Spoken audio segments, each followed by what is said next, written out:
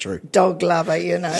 And so I became a real atheist for plenty of years. Right.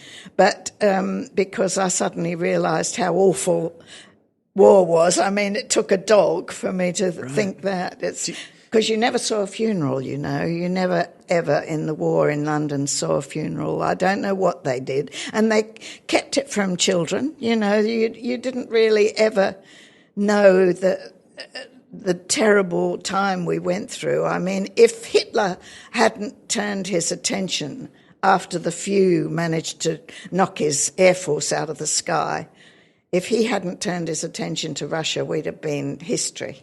Really? Yeah, that would have been it, you know, for us. Was there can I ask, was there a feeling of, anti-German? Oh, yeah. Of course. We hated the Germans. Wow.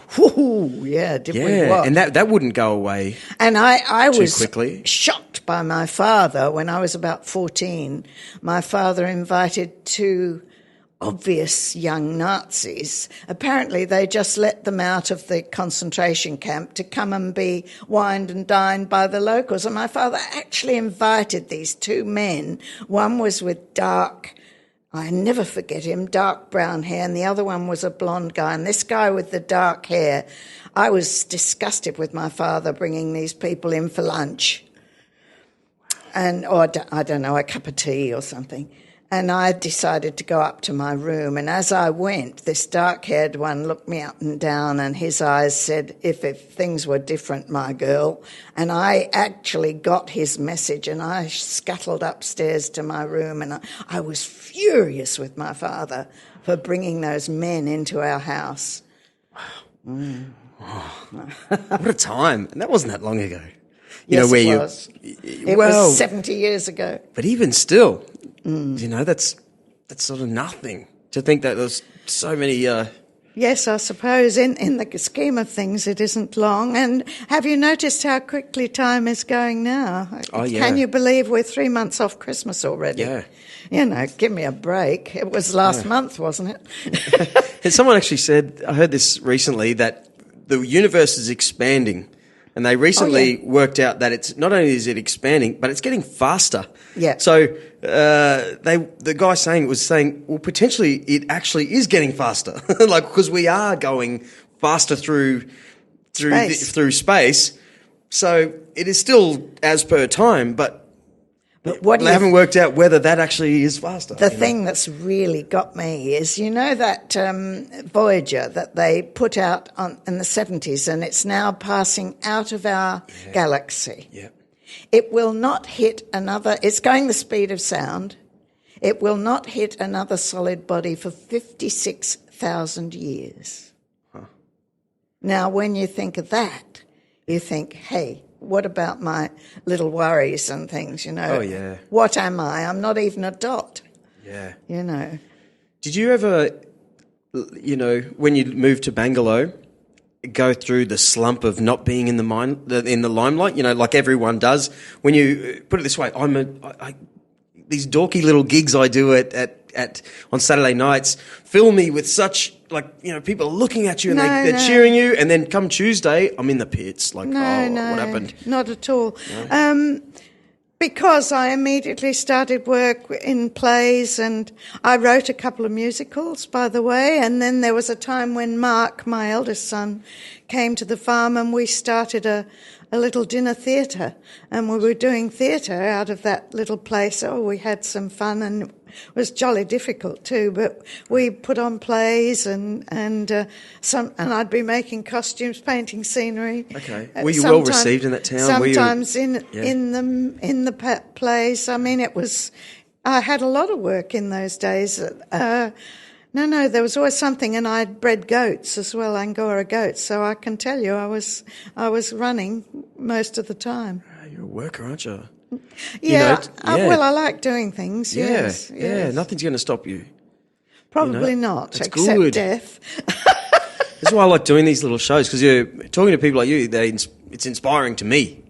You know, you get a little insight into special people that have done it, and you know. What changes your life? If you want to talk to a bunch of like people doing nothing. They'll drag you down. Well, I was very fortunate too in my talk show that I talked to people like the Queen of Thailand and a lot of the top stars of the time, of course, Paul Newman, you name it. I spoke to them. I did 56 interviews in 2 weeks. We went over on a bit of a BOAC junket, and my young producer, she was a clever girl. She got on the phone, she got on to everybody, and we interviewed all the people from Bewitched, all the people from all those shows of the time, you know, and lots and lots of movie stars. And I also met up again with Jean Simmons, who was a wonderful actress in those days. And I had known her when I left art school. I went and worked in film studios at there I go. It was the early English studios at Denham Film Studios, and I was in the art department. And I palled up with Jean. She was a few months older than me, and I was 16 at the time. And I stayed at the film studios then for about 9 months until they cut down. I was doing an information board and that's when I got my filming bug. I always wanted to be in movies, you know. Okay, and did you like it when you finally got there? Well, I didn't know anything about it. I got there and said, "Wow, I'm in the movie. Yeah. I'm in a movie," because they hadn't told me what it was, and so I went to the movie studio and they said, "This is what you have to do." Right. So I was mixing with the top stars of the time. Can I ask when your last film audition may have been? I feel like you should be doing it now. Oh, well, I did a couple of little movies, short movies for the local university folk. Yeah. And, so that was nice. It was an interesting couple that were pretty disastrous because it's a very strange thing now that they're coming from a very strange point of view. They're saying, don't speak about it, show it. So, you know, they cut down dialogue to a minimum. And I think, well, we actually do have a language. We should be allowed to use it. Right. But, yes, I've done a few of those, and I've written a screenplay, and Scott's writing a screenplay at the moment, and we're doing a little bit of that together. So there's a few things sort of in the pipeline. And do you have an agent? You know, how do those things work now? I don't anymore, and I'm probably going to put. I wrote my autobiography, and it was published by local publishers, Youth Publications, and I'm thinking of turning my screenplay into a novel. That's another thought I've got. But really, I'm really enjoying my life at the moment because I don't have to do anything. I can do whatever I like, you know, sure. And I'm living alone, so I can really please myself. Great. Mm. Well, can I say thank you for being here? Thank you for asking. You know, it's 50 minutes has run by. We'll talk for another couple of minutes, you know, but well, what were some of those soul-searching questions you were going to ask me? I know. I built it all up before we started. Okay. Can you tell me a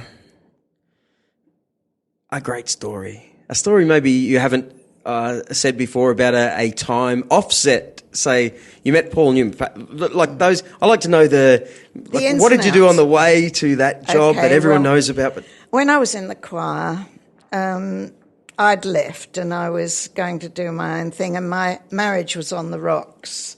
I was about to go, and in those days you had to raid people, and then you'd get them for adultery. So I was winding up to do that. But in the meantime, I was singing in a group at the Silver Spade at the Hilton in Sydney.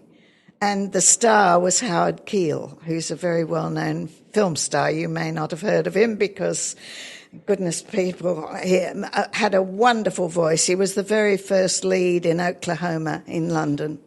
And he had this glorious voice. He did I don't know if you ever watched TCM for the old-fashioned films, but he was the one who sang, "Got a place in the sun, a particular one, da, da, da, da, da, my house of singing bamboo." And he was also in Seven Brides for Seven Brothers, and he was the lead in lots and lots of films, and Showboat with Catherine Grayson. Wow. Anyway, he was the lead, and he had this glorious voice, and I was in the backing group. And I'd only ever slept with my husband, which was the way in those days. One didn't sleep around. And he put the word on me. And I went away and thought about it for about 2 weeks, because it was about a month, I think, the season. And because Bill had moved, my husband had moved with this girl into the Cross, and I was going to raid him, I thought, bugger it, I think I'll do it. So I asked Maggie Tabra, I was on Beauty and the Beast at the time, and I said, "Maggie, what do you think? You know, he wants to sleep with me. Should I do it?" And she said, "Yes, go for it." So I did. And the whole time I was thinking, sex is nothing without love. And I think fairly soon after that I realised it didn't mean much if you didn't love him, you know. But so he was my first affair. Oh, nice.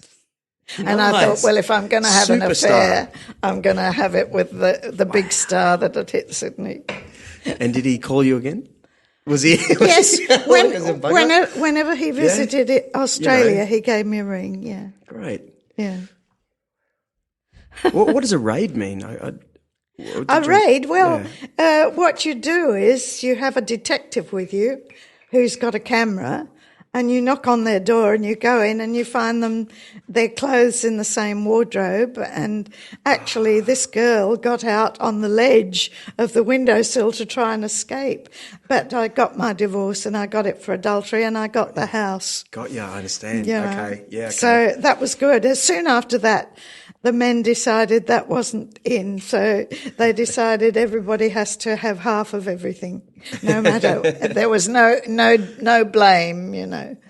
But at the time, Mark and Scott were 8 and 10, so I certainly needed some security for them, you know. And you live on the Gold Coast now.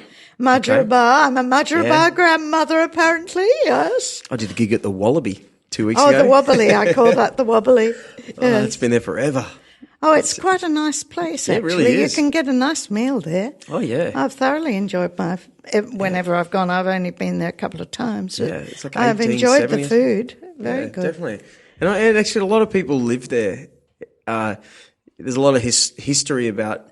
I love that, because I lived in Sydney also, and I miss the 200-year-old buildings and the feeling that a lot has happened in this pub. Like, whoa, you know, like you could feel culture. It's a nice old pub. You know, to think that you were from the UK where it's thousands. And we've got Matt G, the photographer, in the room. Where are you from? You're from London, aren't you, Matt?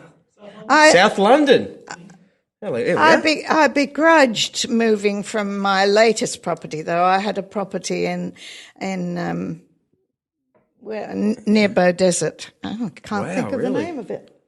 Boona? No, no. Scenic Rim. It's the Scenic Rim. Okay. Yeah, no, but come on, Scott. You know a town? Jimboomba? No town. It was out of town. Oh, I'll think of it in a minute. Okay. Anyway, it was right near all the mountains and it was a big park. Come on, begins with L.